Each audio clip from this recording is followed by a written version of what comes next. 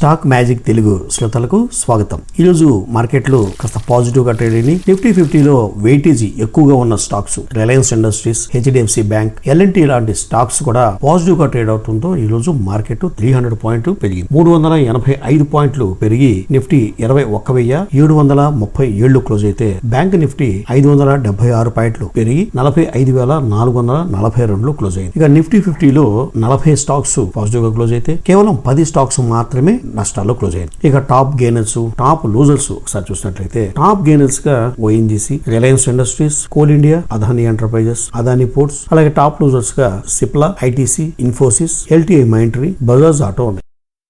ఇక కంపెనీల విషయానికి వస్తే REC లిమిటెడ్. ఈ REC అనేది విద్యుత్ మంత్రిత్వ శాఖ ఆధ్వర్యంలో కేంద్ర ప్రభుత్వ రంగ సంస్థ. ఇక పవర్ సెక్టర్ కి సంబంధించిన కంపెనీలకి ప్రొడక్షన్ నుంచి డిస్ట్రిబ్యూషన్ వరకు ఫైనాన్స్ చేసే కంపెనీ. కీలకమైన ఇన్ఫ్రాస్ట్రక్చర్ ప్రాజెక్టులు కూడా ఈ కంపెనీ ఫైనాన్స్ చేస్తోంది. అయితే ఇప్పుడు దేశ పురోగతికి ఆజ్యం పూసే విధంగా రెన్యూబుల్ ఎనర్జీకి వేగవంతం చేసే కార్యక్రమంలో భాగంగా national investment and infrastructure fund limited ఆ కంపెనీతో ఒక అవగాహన ఒప్పందాన్ని కుదుర్చుకుంది. ఎందుకంటే చాలా హ్యూజ్ అమౌంట్ లోన్స్ ఇచ్చే అవకాశం ఉంటుంది. రెన్యూబుల్ ఎనర్జీని పెంచాలి అనే ఉద్దేశంతో ఈ ఒప్పందాన్ని కుదుర్చుకుంది. ఇక కంపెనీ 2026 నాటికి రూఫ్ టాప్ సోలార్ ప్యానల్స్ ద్వారా 40,000 మెగావాట్స్ పవర్ ని లక్ష్యంగా సాధించాలని పెట్టుకుంది. ఇక థర్డ్ క్వార్టర్ లో కంపెనీ పెర్ఫార్మెన్స్ చూసినట్లయితే రెవెన్యూ 23% ఇయర్ ఆన్ ఇయర్ పెరిగితే net profit 13% year on year పెరగడం జరిగింది. ఈ రోజు స్టాక్ 6.5% పెరిగి 500 రూపాయల దగ్గర ట్రేడ్ అవుతుంది. మొన్న మనకి వీడియోలో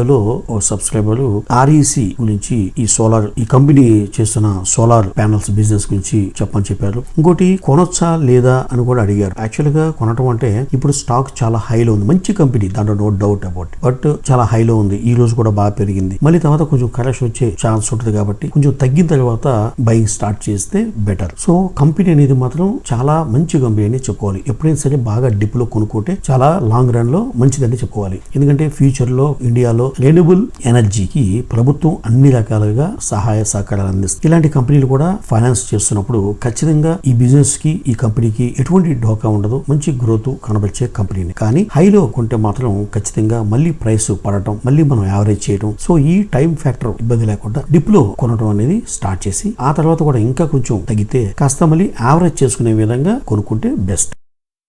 ఇక నెక్స్ట్ కంపెనీ GMR. గతంలో GMR ఇన్ఫ్రాస్ట్రక్చర్ లిమిటెడ్ అనే పేరు మీద ఉండేది. ఇప్పుడు GMR ఎయిర్పోర్ట్ ఇన్ఫ్రాస్ట్రక్చర్ లిమిటెడ్ గా ఉంటుంది. దీని యొక్క అనుబంధ సంస్థ GMR ఎయిర్పోర్ట్స్ లిమిటెడ్. ఈ కంపెనీకి స్టెప్ డౌన్ సబ్సిడరీ అయినటువంటి GMR హైదరాబాద్ ఇంటర్నేషనల్ ఎయిర్పోర్ట్, ఆ కంపెనీలో కంపెనీకి ఉన్న వాటా గతంలో 63% ఉండేది. ఇప్పుడు దాన్ని 74% కి పెంచుకోవడం జరిగింది. ఈ రోజు స్టాక్ 2% పెరిగి 78 రూపాయల దగ్గర ట్రేడ్ అవుతుంది GMR. Protein ego technologies limited. ఈ కంపెనీకి central registry of securitisation, asset reconstruction and security interest of India, ఆ కంపెనీ నుంచి 16 కోట్లు ఆర్డర్ రావడం జరిగింది. దేనికోసం అంటే ఈ system integrator for implementation and maintenance of central birds registry solutions. దీనికి 16 కోట్లు ఆర్డర్ రావడం జరిగింది. ప్రస్తుతం షేరు 1,258 రూపాయల దగ్గర ట్రేడ్ అవుతుంది. Protein ego technologies limited.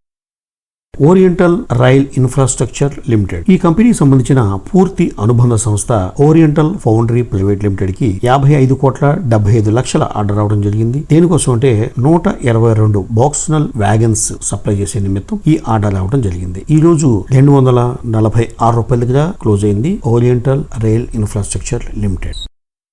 Mahindra logistics. ఈ కంపెనీ మహారాష్ట్రలోని నాసిక్ లో మల్టీ క్లయింట్ వేర్ హౌస్ కెపాసిటీని 5 lakh SFT కి ఎక్స్పెక్ట్ చేయబోతున్నట్టుగా ప్రకటించింది. భారతదేశంలోనే అతి పెద్ద ఇంటిగ్రేటెడ్ లాజిస్టిక్ సొల్యూషన్ ప్రొవైడర్ గా ఉన్న ఈ కంపెనీ ఈ వేర్ హౌస్ నాసిక్ లోనే అతి పెద్ద వేర్ హౌస్ గా చెప్తుంది. అయితే ఈ వేర్ హౌస్ స్పెషాలిటీస్ ఏంటంటే కంప్లీట్ గా ఇక్కడ ట్రాన్స్పోర్ట్ వెహికల్స్ గానీ, కార్గో వెహికల్స్ కి, ఇండివిజువల్ వెహికల్స్ కి కంప్లీట్ గా సోలార్ తో నడిచే వెహికల్స్ ఏర్పాటు చేయడం, ఆ సోలార్ ఛార్జింగ్ కూడా ఎక్కడిచ్చే ఏర్పాటు చేసుకోవటం, కంప్లీట్ గా వేర్ హౌస్ కి లైటింగ్ గానీ, పవర్ గానీ, ఛార్జింగ్ గానీ అంతా కూడా సోలార్ ప్యానల్స్ తోనే ఆ వేర్ హౌస్ ని ఏర్పాటు చేయడం జరిగింది. అంతేకాకుండా ఈవెన్ ఫ్లోరింగ్ కూడా నార్మల్ సిమెంట్ బదులుగా గ్రీన్ సిమెంట్ ని వాడటం జరిగింది. ఈ వేర్ హౌస్ లో 300 మంది ఎంప్లాయీస్ పనిచేస్తున్నట్టుగా అప్డేట్ చేస్తుంది మహీంద్రా లాజిస్టిక్స్. ప్రస్తుతం 438 రూపాయల దగ్గర ట్రేడ్ అవుతుంది మహీంద్రా లాజిస్టిక్స్.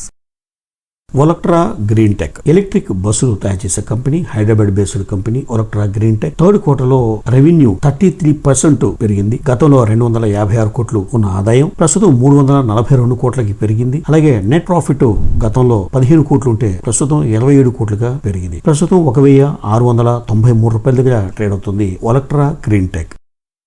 అమీ ఆర్గానిక్స్ లిమిటెడ్ స్పెషాలిటీ కెమికల్స్ తయారు చేసే ఈ కంపెనీ యొక్క పూర్తి అనుబంధ సంస్థ Ami Organics electrolytes private limited. ఈ company lithium ion battery cells ని తయారు చేస్తూ కమర్షియల్ గా ప్రొడక్షన్ స్టార్ట్ చేసిందని కంపెనీ అప్డేట్ చేసింది. దీంతో ఈరోజు స్టాక్ 6% పెరిగి 1150 రూపాయల దగ్గర ట్రేడ్ అవుతుంది అమీ ఆర్గానిక్స్ లిమిటెడ్. విఏ టెక్ వాబ్యాక్ ఈ company water management and recycling business లో ఉంది. Industrial water treatment, desalination plants design చేయడం, సప్లై చేయడం, ఇన్స్టలేషన్ ఈ బిజినెస్ లో ఉన్న ఈ కంపెనీ భారతదేశంతో సహా ఆఫ్రికా, యూరోపియన్ తదితర దేశాల్లో వేస్ట్ వాటర్ నుంచి 100 బయో సిఎన్జి ప్లాంట్స్ ని ఏర్పాటు చేసే నిమిత్తం పీక్ సస్టైనబిలిటీ వెంచర్స్ అనే కంపెనీతో భాగస్వామ్య ఒప్పందం కుదుర్చుకుంది. ఈ రోజు స్టాక్ 7% పెరిగి 647 రూపాయల దగ్గర ట్రేడ్ అవుతుంది VA Tech Wabag. SJVN limited power sector సంబంధించిన ఈ కంపెనీ ఈ నెల 25న గుజరాత్ ఊర్జా వికాస్ నిగమ్ లిమిటెడ్ కండక్ట్ చేసిన ఈ రివర్స్ ఆక్షన్ లో 100 మెగావాట్స్ సోలార్ పవర్ ప్రాజెక్ట్ ని సొంతం చేసుకుంది.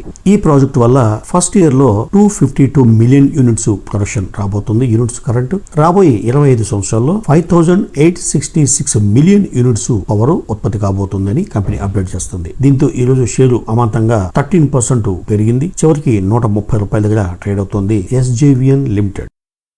AU small finance bank company third quarter లో రిజల్ట్స్ చాలా ఘోరమైన రిజల్ట్స్ ని ప్రకటించింది. రెవెన్యూ 29% పెరిగింది. అయినప్పటికీ నెట్ ప్రాఫిట్ 4% తగ్గడం జరిగింది. ఇయర్ చూసుకున్నా, క్వార్టర్ చూసుకున్నా ప్రాఫిట్ తగ్గింది. అసెట్ క్వాలిటీ తగ్గింది. బ్యాంకులకి ఉండాల్సిన లక్ష్యం ఏంటంటే నాన్ పర్ఫార్మింగ్ అసెట్స్ అనేది ఎప్పుడు కూడా తక్కువ ఉండాలి. అంటే మొండి బకాయిలు రావు అనేటువంటి బాకీలు దాన్ని నాన్ పర్ఫార్మింగ్ అసెట్స్ అంటారు. అది తక్కువ ఉంటే మంచిది, కానీ దీనికి పెరిగింది. అదొక నెగిటివిటీ. సో అన్ని కలగలిపి ఈ రోజు ఘోరంగా పతనమైంది. స్టాక్ 12% స్టాక్ తగ్గి 625 రూపాయల దగ్గర ట్రేడ్ అవుతుంది AU small finance bank.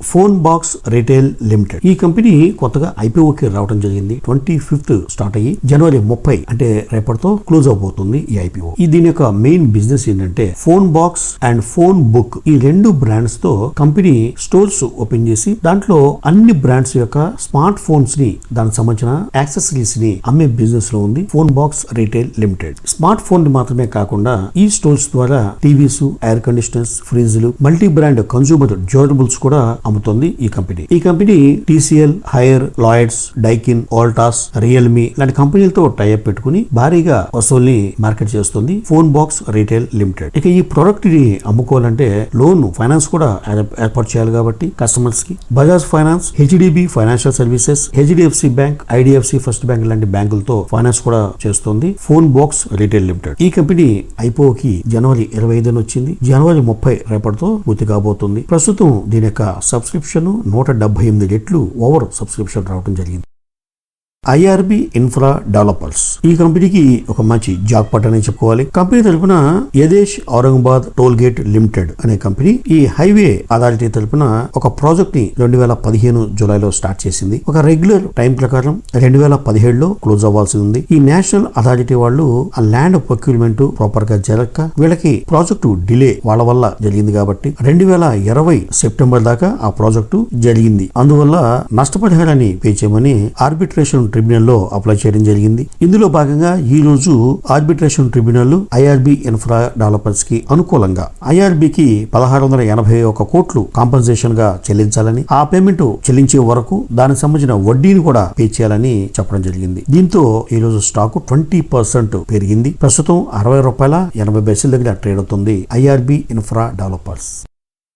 Titagarh rail యాక్చువల్గా ఇది రైల్వే వ్యాగన్స్, రైల్వే సంబంధించిన పార్ట్స్ తయారు చేసే కంపెనీ. వెస్ట్ బెంగాల్ లో మొన్న జనవరి 27వ తారీఖున ఒక ఆఫ్టర్నూన్ బరాక్పూర్ కంపెనీ ప్లాంట్ లో ఒక అగ్ని ప్రమాదం సంభవించింది. దీనికి సంబంధించి ఎటువంటి క్యాజువాలిటీ గానీ ప్రాణ నష్టం గానీ జరగలేదని చెప్పి కంపెనీ అప్డేట్ చేస్తుంది. వెంటనే ఫైర్ సిబ్బంది రావడం వల్ల పెను ప్రమాదం తప్పిందని చెప్పి కంపెనీ అప్డేట్ చేస్తుంది. ఈ రోజు మాత్రం 1.5% స్టాక్ తగ్గి 1696 దగ్గర ట్రేడ్ అవుతుంది టిటాగర్ రైల్. ఇవ్వండి ఈ రోజు వార్తల్లోని ముఖ్యాంశాలు. మరో ఇంట్రెస్టింగ్ వీడియోతో మళ్ళీ కలుద్దాం. అంతవరకు సెలవు.